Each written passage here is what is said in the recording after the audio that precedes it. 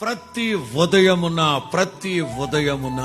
ఆషేరు గురించి మనం మాట్లాడుకోవాలంటే సహోదరులందరికంటే ఎక్కువగా ఆశీర్వదించబడి దీవించబడి అతని కాళ్ళు అతని పాదాలు తైలములో ముంచుకుని తైలముతో కడుక్కుంటున్నాడంటే అంత గిన్నె నిండి పొంగి పొరిలే ఆశీర్వాదం ఎక్కడి నుంచి వచ్చిందంటే ప్రతి ఉదయమున కృప కృప కృప. ఏ రోజు కారోజు ఉదయాన్నే లెగ్గానే ఒక 10 నిమిషాలు, ఒక పావు గంట అయినా సరే, ప్రభువా ఈ రోజంతా ఉల్లాసంగా ఉత్సాహంగా మీ సన్నిధిలో గడపడానికి కృప దయచేయి నాయనా, కృప దయచేయి నాయనా, కృప దయచేయి నాయనా. మీకందరికీ కృప వెంబడి కృప కలుగునుగాక, మీకందరికీ కృప వెంబడి కృప కలుగునుగాక.